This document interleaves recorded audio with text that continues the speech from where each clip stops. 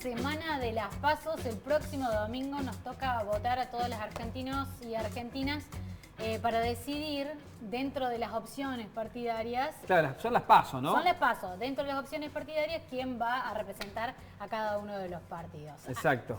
Bueno, tenemos una invitada, Valeria Brusco, politóloga, docente de la UNC. Bienvenida aquí a Ciudad U. Muchas gracias. Bueno, hay un estudio que vimos con Coti de Unciencia interesante sobre política y sobre un votante de un candidato que es como uno de los grandes emergentes, que es Javier Milei. Arranquemos por ahí, porque ese votante tiene algunas características que a mí me hacen acordar algunas cosas al 2001, pero como si fuera la inversa por ahí. ¿Puede ser, digo?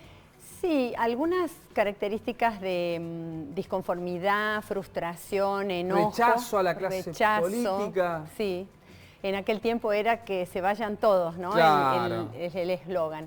Yo encontraría como la primera idea diferente o gran diferencia, que en el 2001 eso maduró en asambleas, ¿se acuerdan? Claro. En asambleas en las plazas, Algo en reuniones. colectivo era eso. Era colectivo. Lo que hay ahora es completamente individual, individualista, individual. Uno puede pensar que el neoliberalismo plantea ese tipo de existencia, ¿no? Yo me salvo, yo quiero ser libre, yo no quiero pagar impuestos y no considero ni siquiera el resto. Y por supuesto no me junto con otros y con otras para construir algo. ¿Cuál es el pensamiento de este grupo de votantes acerca de la democracia o de cómo funciona la democracia hoy? Sí, eso es una de las cosas que nos preguntamos en estas encuestas que hicimos, que tengo que mencionar que fue un financiamiento muy grande que conseguimos gracias al Ministerio de Ciencia y Tecnología de la Nación, porque para investigar en nuestra universidad, por ejemplo, y en ciencias sociales, no tenemos muchos recursos. A lo mejor en otras, paso así la factura, en otras facultades bien. Sí hay más recursos. Bueno, y tuvimos una posibilidad de hacer mucho trabajo de campo y entonces ahí pudimos conocer bien cuáles eran las percepciones de la gente. Y bueno, esto nos damos además fueron novedosas, porque esto lo empezamos a preguntar en el 2021 y en el 22, cuando era una novedad lo de Milei.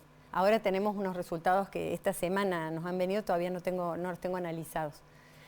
Hablamos de tal vez más hombres que mujeres, una cuestión etaria, ¿hay algo de esos datos? Sí, hay pero no es tan significativo. Sí hay más hombres que mujeres. Y sí hay entramos con el prejuicio de que iban a ser solamente jóvenes, diciendo jóvenes con hasta 30, bueno, depende cómo los nombremos, y sin embargo también hay, hasta nosotros cortamos en 3, hasta 60 años, también hay votantes de Milei. Sí. ¿Qué hay detrás de esa idea que le expresa una candidata, pero me parece que Milei la encarna, que es el todo o nada? ¿Viste que están planteando justamente es todo o es nada? Y Milei justamente en un discurso que mejor lo carga incluso más con cierta virulencia o descalificación al adversario político, si se quiere. ¿Qué nos está diciendo como sociedad cuando nuestros candidatos dicen eso? El todo o nada no estoy tan segura y no, eso sería Bullrich, ¿no? Sí. Lo de Milei es un discurso muy simplificado y muy enojado. Y es el sentir de los tiempos, ¿no? Un agotamiento para escuchar propuestas, para tener paciencia para escuchar, ¿no? Para conversar y junto con un enojo, y un enojo que uno podría decir está justificado porque es un enojo después de muchos años donde hay avances que no se ven y donde hay dos grandes ensayos. Un ensayo más largo o una gestión más larga que fueron los gobiernos kirchneristas con muchos avances pero también muchos problemas, muchas cuestiones que no se resolvieron y un gobierno que parecía que iba a arreglar todo eso y que fracasó también. Entonces el enojo es completo, es con los dos partidos principales. Y virulento el enojo, además. Y muy virulento, sí. Valeria, te pregunto por ahí, pensamos que en esto, pensando en el 2021 y el 2022, que fue esta investigación, ¿hay un arrastre de enojo de pandemia? ¿O nada, o se ve algo de eso?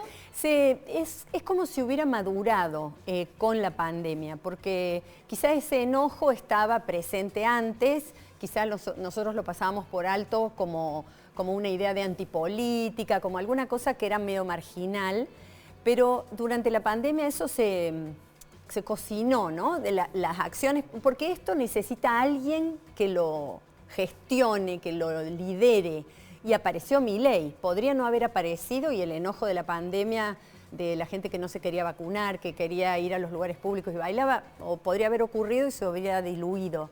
Sin embargo, él encarnó esa protesta que iba en contra, según él, de la libertad, y entonces eso se fue construyendo en base a ese enojo. Ahora ya la pandemia no es un tema que... ¿Pero se puede proyectar, por ejemplo, hacia las PASO?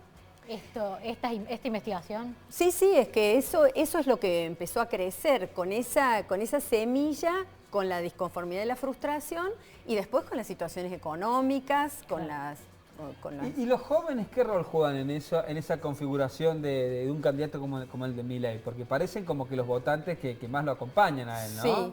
Bueno, los jóvenes ya no son los jóvenes que estudiábamos cuando la juventud empezó a volver a politizarse, podríamos decir desde el 2010 en adelante. Esos ya no son los jóvenes actuales, ¿no? Claro. Entonces los que ahora tienen 17 y más años son personas que han crecido con estas insuficiencias y con los últimos años del gobierno de Macri. Entonces son los principales oyentes de este mensaje, que es un mensaje muy simple, que es un mensaje engañoso. Cuando decís muy simple, ¿qué quieres decir? Porque no hay un desarrollo, hay nada más un enojo, el pelo revuelto y no mucho más. Y después algunas cosas que pegan, pero son engañosas, como vamos a dolarizar. Entonces, esa idea de que en vez de tener pesos que no valen, vamos a tener dólares, es muy efectiva. Claro, es un engaño, ¿no?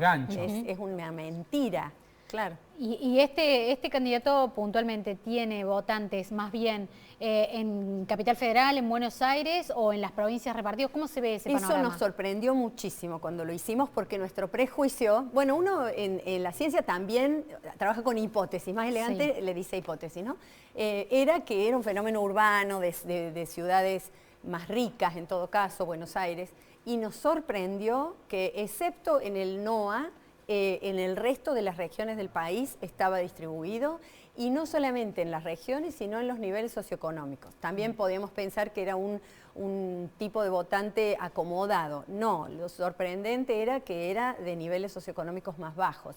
Y es lo que está sosteniendo este fenómeno tan grande, que sea muy masivo. No es un fenómeno de élites, como en alguna época la derecha argentina, claro, qué sé yo, podemos decir la UCD, partidos que eran pequeños. Esto es un fenómeno masivo. Vale, Brusco, bueno, muchas gracias. Nos deja con un montón de preguntas y con esa encuesta que viene en camino que la queremos ver, ¿eh? Y esa encuesta grande que va a ser la del 13, la del domingo, ¿no? Sí, así que después de eso, con esos resultados, venís y charlamos un poquito a ver cómo configuramos el panorama. Bueno.